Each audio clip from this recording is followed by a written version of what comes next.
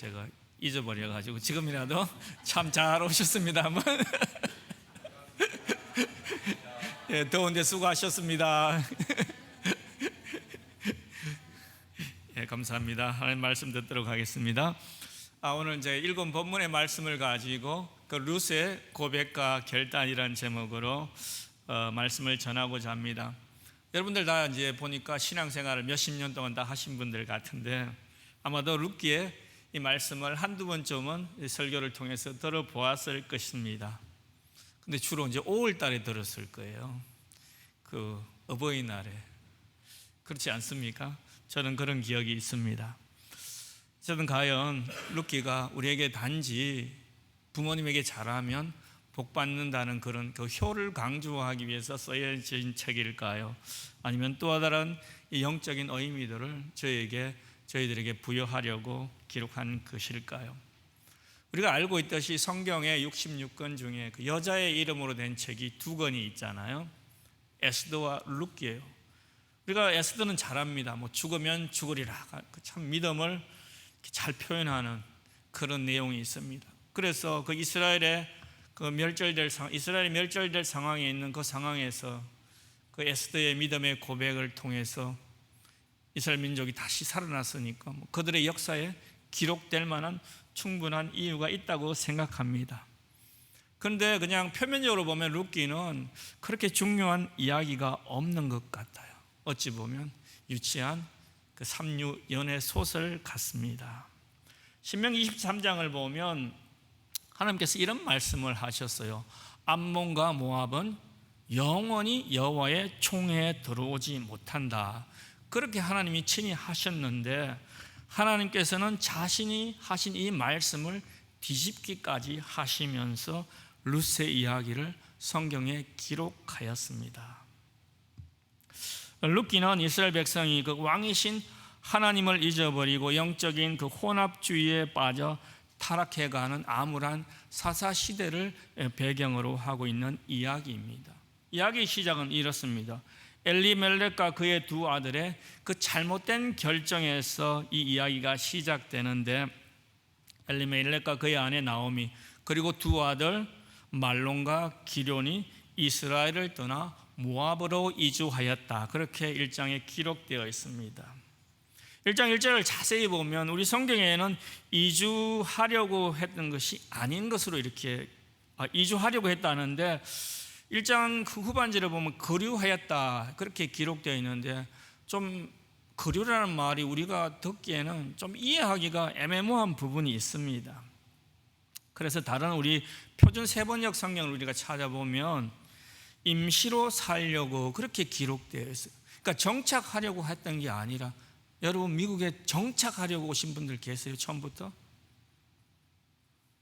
룻처럼 이 나오미의 가족처럼 거류하려고 잠시 왔던 분들도 많이 있을 거예요. 근데 거기 가보니까 너무 그래서 2절에 보면 표현이 바뀝니다. 잠시 살려고 갔던 게 거기에 살더라 그렇게 표현이 이제 바뀌고 있습니다. 한마디로 엘리멜렉의 가족들이 이스라엘을 떠나 모압으로 가보니까 먹고 살기 너무 좋은 것이에요. 그래서 거기서 정착하기로 결심하였던 것입니다. 문제는 왜 이들이 모압으로 이주하려고 했을까요? 여러 가지 이유가 있지만 저는 이들이 하나님의 징계를 피해서 이곳으로 이주했다고 생각됩니다. 이렇게 생각할 수 있는 이유는 나오미가 살았던 그 고향 어디였습니까? 베들레헴이요. 베들레헴의 의미가 무엇입니까? 떡집이라는 의미잖아요. 그 흉년이 들면 떡집에 떡이 있습니까? 없습니까? 떡이 떨어졌다는 소리입니다. 흉년으로 인해서 양식이 떨어졌다는 소리예요. 문제는 왜 이런 양식이 떨어지는 결과가 초래되었을까요? 룻기의 배경이 사사시대라고 하였는데 참 이 시기에는 이스라엘 그 역사 중에서 가장 영적으로 타락한 그러한 시기였습니다. 일반 성도들뿐만 아니라 일반 백성들뿐만 아니라 당시의 종교 지도자들, 제사장들까지도 타락했어요. 얼마나 타락했는지 제사장들이 첩을 두고 사는 그런 시대였어요. 그리고 그 사사기 17장을 보면 미가라는 사람은 자신의 개인 사비를 들여서 그 제사장을 하나 고용합니다. 그러니까 이 제사장이 누구 말을 듣겠습니까? 이 미가라는 사람 말을 듣고 미가가 원한 축복을 빌어다 줍니다. 그렇게 종교가 타락했습니다. 그런 시대가 이 룻기의 배경입니다. 그래서 사사시대를 잘 표현하는 그 성경 구절이 사사기 17장 6절을 보면 그때 이스라엘에 왕이 없었으므로 사람마다 자기 소견대로 자기 소견에 옳은 대로 행하였더라, 그렇게 기록되어 있습니다.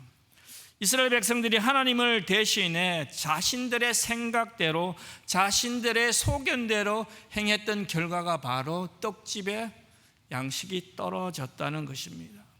하나님께서는 신명기 11장을 보면 그렇게 이스라엘 백성들에게 축복한 사건이 있습니다. 어떤 약속을 주셨냐 하면 하나님께서 이스라엘 백성들이 그 땅에서 하나님의 말씀을 지켜 섬기면 그 땅의 소산을 풍성히 얻을 것이라는 그러한 약속의 말씀을 이스라엘 백성에게 주었어요. 그렇지만 이스라엘의 타락의 결과로 말미암아 떡집에 떡이 떨어지는 그런 결과가 초래되었습니다. 그러므로 흉년으로 먹을 것이 없다는 의미는 하나님의 말씀에 불순종함으로 그 영적인 빈곤 상태에 있는 이스라엘을 잘 나타내고 있습니다. 다시 말해서 표현하면 하나님의 징계가 이스라엘 백성들에게 임했다는 것입니다. 자, 그런데 그 징계를 또 하물며 어디입니까? 모압 땅이라는 것이에요.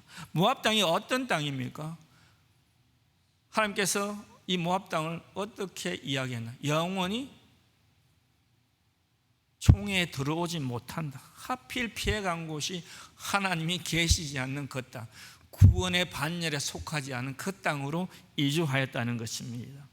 엘리멜렉의 가족들이 모압을 선택한 것은 결국은 하나님의 말씀과 약속보다는 가족의 경제적인 안정과 물질의 번영을 선택했기 때문입니다. 자, 결과적으로 그들은 하나님의 말씀을 무시하고 회개하지 않고 경제적인 안정을 선택함으로 말미암아 집안의 모든 남자들이 죽는 비극을 초래하였습니다. 그렇지만 세 가부 중에 2명은 이스라엘로부터 들려오는 하나님의 말씀이 있었어요. 그 말씀을 듣고 나오미와 룻은 고향으로 되돌아가서 하나님의 축복을 간구할 것을 결심합니다. 우리는 여기서 중요한 신앙의 원리를 발견할 수 있어요.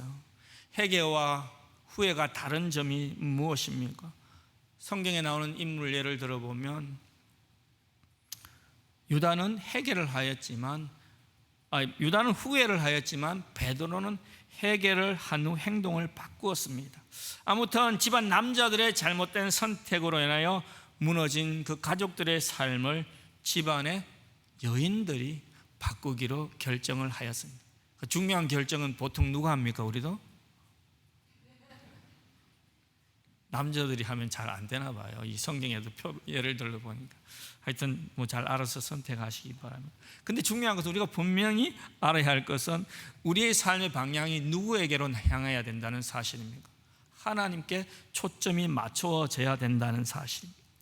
우리가 이 땅을 살아가면서 우리가 사는 것은 일반 다른 이웃과 예수 믿지 않는 사람들과 별로 다를 것이 없는 것 같아요. 우리 세상 사람들처럼 똑같이 아침 일찍 일어나서 세탁소에서 프레스합니다. 또 우리 각자 맡겨진 직장에 가서 열심히 일합니다. 또 브렉퍼스트 만듭니다. 근데 우리가 그런 사람들과 다를 것이 무엇입니까? 우리가 똑같이 행동하는 것 같지만은 우리가 그렇게 행동하는 삶 가운데 우리의 삶의 초점은 누구에게로 향하고 있습니까? 바로 하나님께로 두고 우리는 그 일을 하고 있는 것입니다.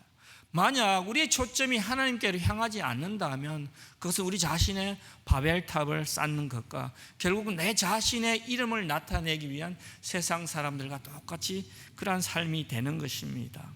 룻과 나오미가 그들의 삶의 방향성을 바꾼 후 하나님은 그들을 예루살렘으로 되돌아오게 해서 우연히 누구의 밭으로 인도합니까? 보아스의 밭으로 인도한다고 그렇게 기록되어 있습니다. 한 2장쯤에요. 근데 여기 우연이란 말이 하나님 우연을 인정하는 것이 아닙니다. 성경에 보면 우연이란 단어가 한 4번 정도 나오는데 항상 무엇을 설명하기 위해서 우연이란 말을 사용했지 우리 그리스도인들에게는 우연이라는 것은 없습니다. 여러분들 오늘 이 자리에 앉아서 예배드리는 것이 우연입니까? 아닙니다. 우리는 하나님의 섭리 가운데 우리가 살아가고 있음을 고백해야 됩니다. 어쨌든 하나님의 섭리 가운데 하나님께서 이 룻을 보아스의 밭으로 인도했습니다.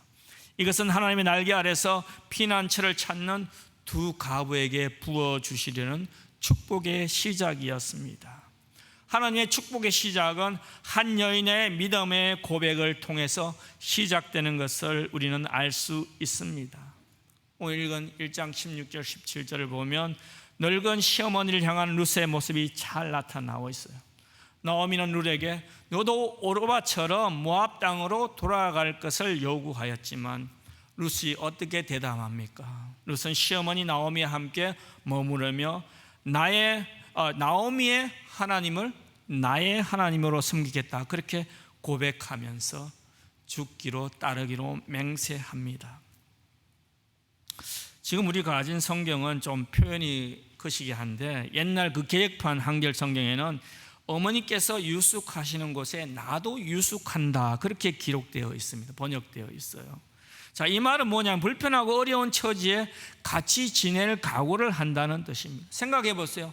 망해서 돌아가는 두 가부에게 무슨 편하게 지낼 곳이 있겠습니까? 편할 곳이 없습니다. 그래서 며느리 오르바는 떠났던 것입니다. 하지만 룻은 불편한 내가 거할 곳이 불편하더라도 어머니를 따르겠다는 고백이었습니다.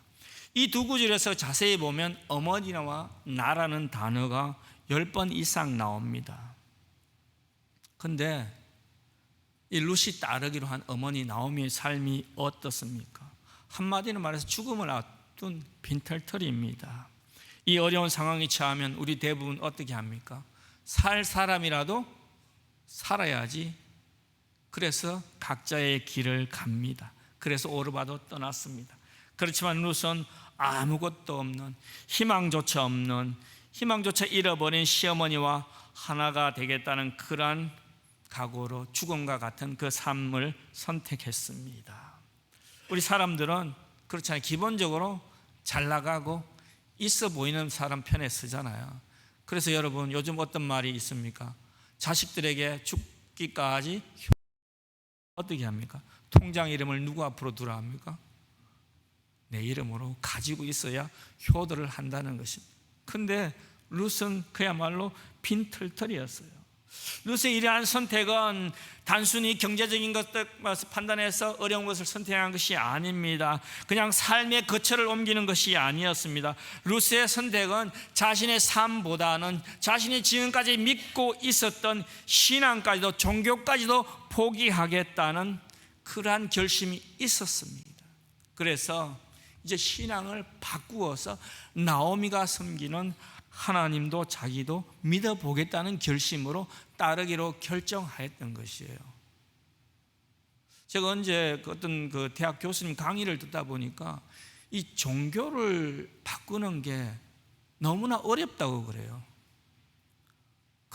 이 종교를 쉽게 바꾸는 민족 중에 우리 한국 사람이 첫 번째라 그럽니다. 근데 중동 사람들은 한번 종교를 가지면 그렇게 바꾸기 힘들다는 거예요. 근데 오늘 이 룻은 하나님을 바꾸기로 마음을 바꾸었습니다.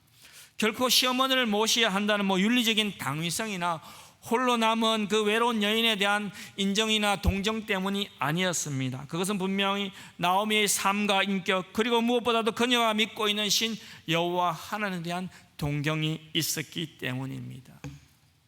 그래서 룻은 자신의 영적인 빈곤을 만족시켜 줄 수 있는 나오미의 하나님을 나의 하나님으로 삼겠다고 고백하였습니다. 죽는 일 외에 하나님을 떠나지 않겠다는 룻의 고백을 보면서 여러분은 룻의 선택을 어떻게 생각합니까? 과연 그냥 어려운 힘든 시어머니를 따르겠다고 결정하신 것일까요?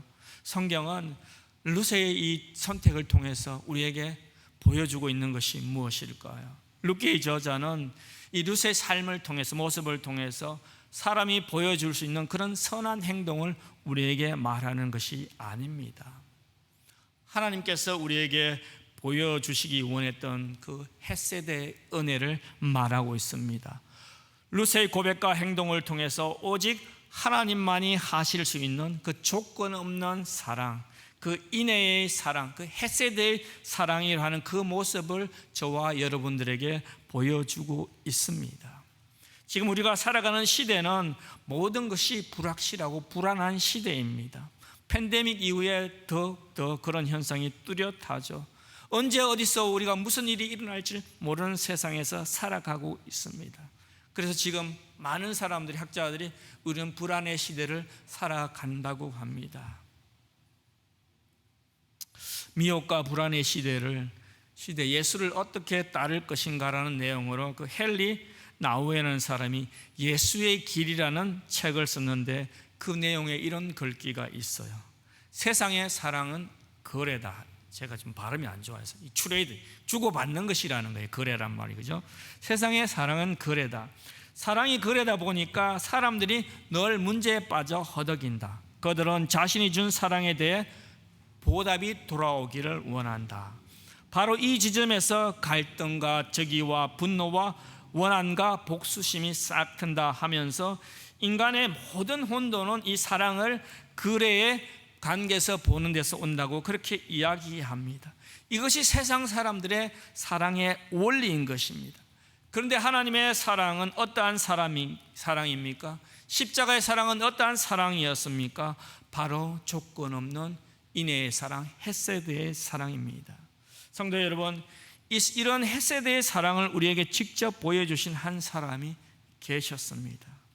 하나님께서 우리에게 보이신 그 헤세드의 사랑은 바로 예수 십자가 위에서 예수님께서 우리에게 보여주신 그 사랑입니다. 바로 그분이 그리스도였습니다.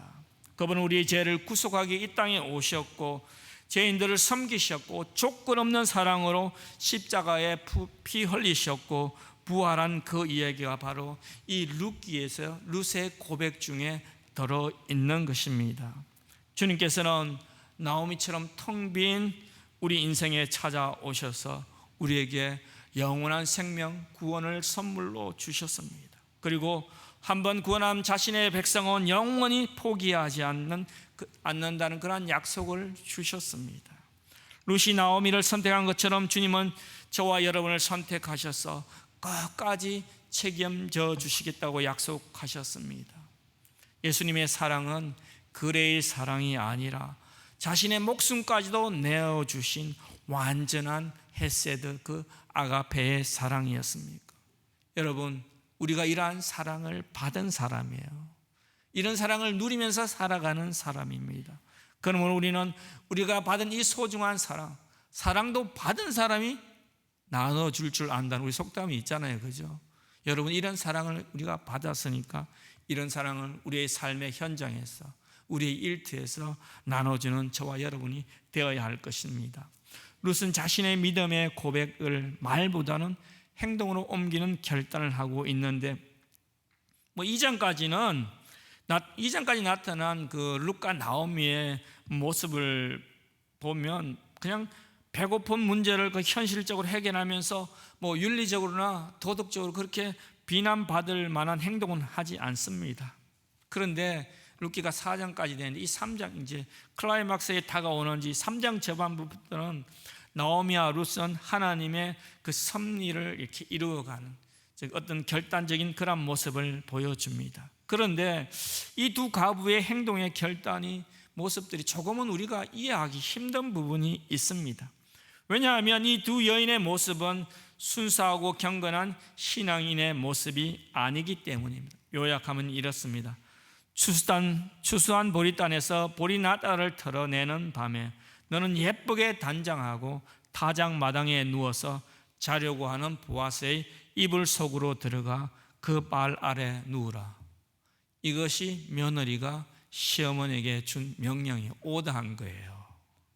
여러분, 이런 시어머니가 있습니까? 여러분 시어머니 되신 분들 많잖아요. 이렇게 할 수 있습니까? 결코 할 수 없는 일이에요. 이것은 비상식적인 이야기입니다. 그야말로 저급한 막장 드라마에서만 나올 것 같은 그런 이야기입니다. 분명 나오미가 룻에게 지시한 이 행동은 정상적이지 않습니다. 그래서 일부 주석가들은 이것을 당시 고대 사회의 이 결혼의 의식 풍습이라 그렇게 이야기합니다. 하지만 이것은 분명히 당시 보통의 여인이라고 해도 할 수 있는 행동은 아니었기 때문에 첫날에 잠자리를 하지 않았습니다. 그렇다면 나오미는 왜 룻에게 이렇게 하라고 했을까요? 나오미가 단지 먹고 사는 문제를 해결해서 며느리를 보아스의 잠자리로 밀어 넣으려고 했을까요? 우리는 이 해답을 1절에서 찾을 수 있습니다.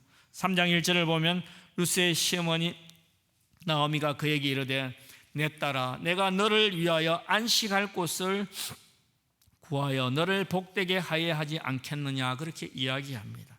우리가 이 구절에서 주목해야 되는 단어는 바로 안식이라는 말입니다. 나오미가 룻에게 안식에 대해서 언급했다는 것은 나오미가 하나님의 섭리를 잊지 못하고 있다가 이제는 하나님의 뜻을 어렴풋이나마 깨닫게 되었다는 뜻입니다. 그래서 1장 20절에 보면 나오미는 자신을 나오미라 부르지 말고 마라라 부르라 그렇게 이야기한 이야기가 있습니다.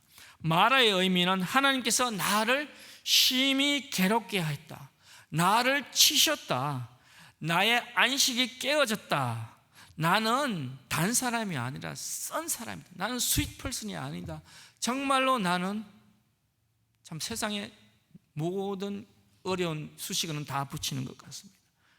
이게 그녀가 베들레헴으로 돌아올 때 했던 고백입니다. 그런데 지금 그 나오미가 하나님께서 드디어 자기 가문에 기업을 이어 안식을 주시기로 했다는 하나님의 뜻을 깨닫기 시작했습니다. 나오미가 며느리에게 이렇게 요구한 목적은 며느리 룻에게 너는 적극적으로 보아스에게 나아가라는 뜻입니다. 구원자에게 나아가라는 뜻입니다. 왜냐하면 보아스가 그들에게 기업과 안식을 물려줄 수 있는 사람이었기 때문입니다. 여기서 기업 물을 자라는 말은 이 고엘이라는 제도인데, 고엘은 당시 사회 그 율법 중에 하나로서 친족 보호법이에요.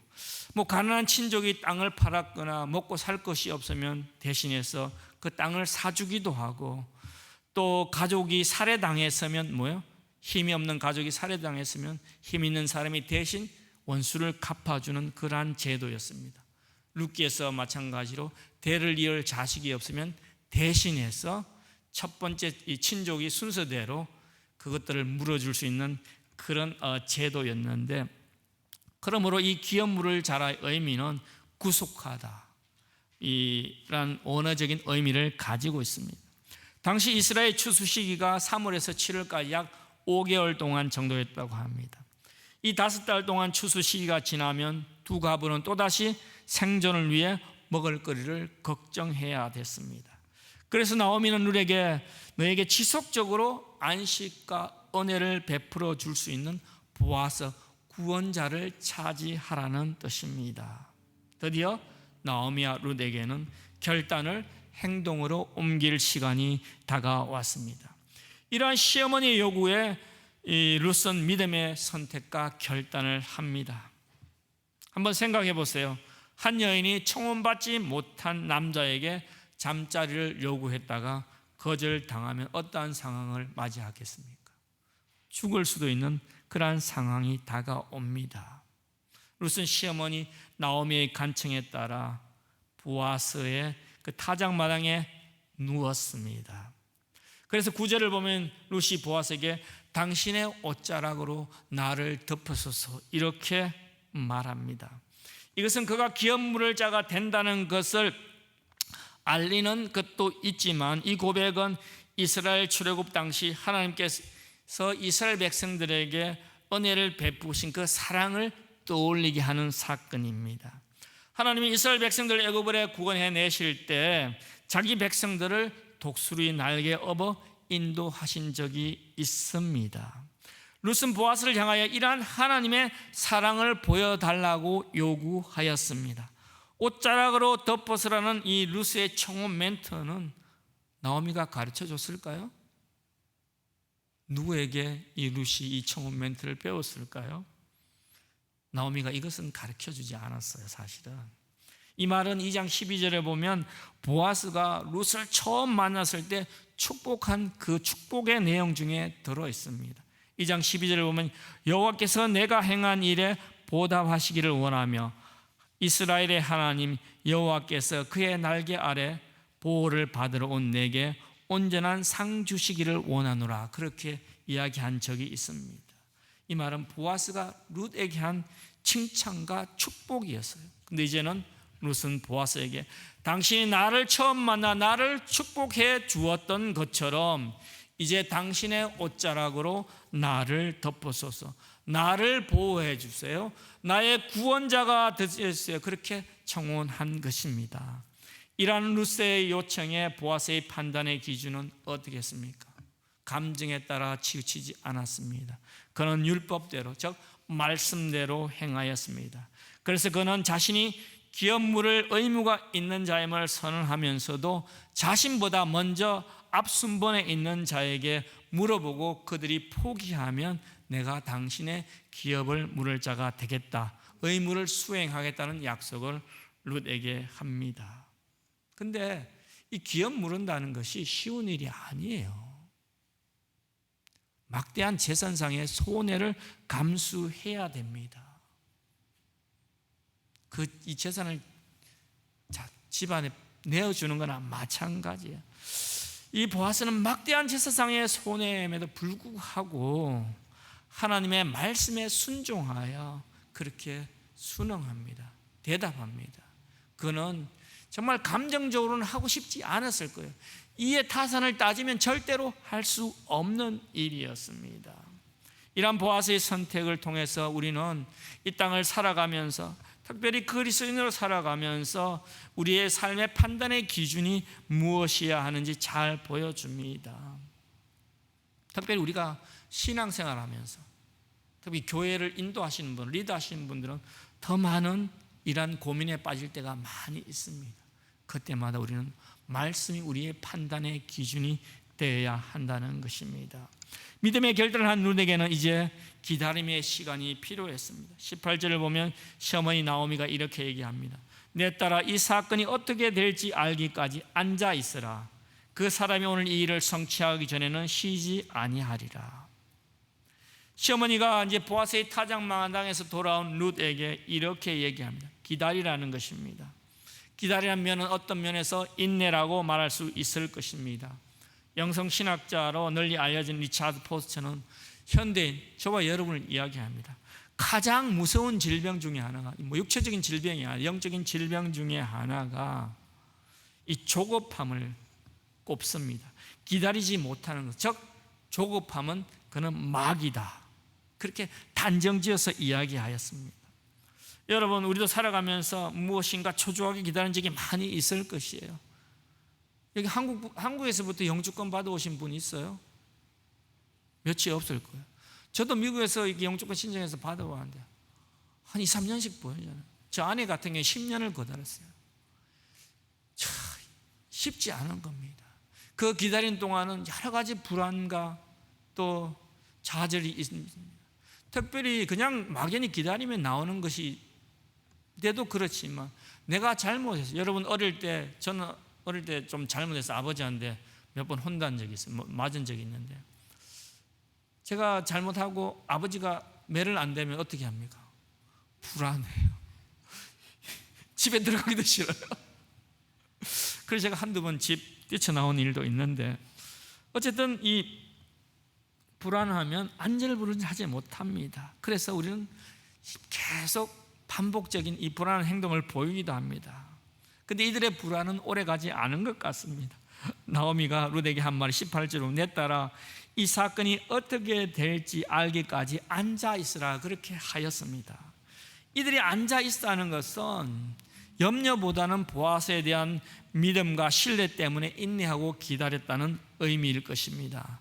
하나님에 대한 신뢰와 믿음으로 기다리는 사람들에게 주신 하나님의 말씀은 시편 40편 1편의 말씀입니다. 내가 여호와를 기다리고 기다렸더니 귀를 기울이사 나의 부르짖음을 들으셨도다. 그렇게 기록하였습니다. 이 말씀처럼 하나님은 다 듣고 계세요.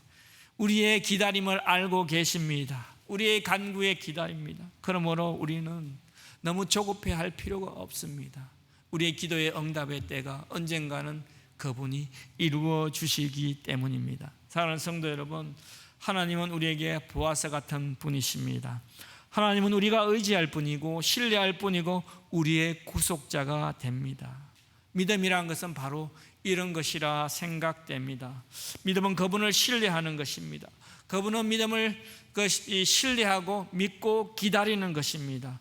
그분이 믿기에 나의 모든 것을 맡기고 기다리는 것이 바로 저는 믿음이라 생각됩니다. 믿음으로 기다리는 성도들에게 주님께서 주신 약속이 18절 후반절에 잘 나타나 있습니다. 이 일을 성취하기 전에는 쉬지 아니하리라는 그러한 말씀입니다. 이 말씀처럼 우리는 예수 그리스도의 신부로서 마지막 어린 양의 혼인잔치에 참여하는 그 시간까지 주님께서는 쉬지 않고 저와 여러분들을 보호해 주시며 평안을 주시며 안식을 주실 것입니다. 믿으시면 아멘 하시기 바랍니다. 바로 우리 아버지 되시는 그분께서 이 시간 우리들의 완전한 구원을 이루기까지 쉬지 않고 일하는 우리의 아버지이기 때문입니다. 결코 예수님께서는 우리의 구원이 완성되는 날까지 우리를 놓지 않고 붙잡고 계시며 지키시고 보호하시겠습니다. 말씀을 정리하겠습니다. 룻기를 통해서 하나님께서 말씀하시는 것은 인간의 자기 결단과 계획과 행동 안에 그 이러한 것들을 통해서 우리의 가운데 보이지 않기에 섭리하신다는 사실입니다. 그리고 하나님께서는 우리 개인의 믿음의 고백을 중요하게 생각한다는 것입니다. 어떤 민족이나 어떤 단체 통째로 구원을 주는 것이 아닙니다. 바로 우리의 믿음의 고백을 통해서 그분의 구원을 이루어 가신다는 사실입니다. 그리고 하나님께서는 당신의 자녀된 우리들을 끝까지 세워가는 사실입니다. 우리들은 우리의 성화 과정에서 때로는 좌절하거나 실패하거나 넘어질 수 있습니다. 그렇지만 우리를 다시 일으켜 세우시는 것은 바로 예수 그리스도인 것입니다. 먹을 것을 걱정하는 가족들에게 보아스라는 구원자를 붙여주셔서 하나님의 기업을 이어가게 하신 것처럼 연약하고 부족한 우리 자신과 교회를 하나님께서 세워가시며 복음 사역을 위해 오늘도 그분께서 간구하고 계신다는 사실을 잊지 않고 룻의 신앙의 고백과 결단이 저와 우리 교회의 신앙의 고백과 결단이 되기를 주님의 이름으로 축원드립니다.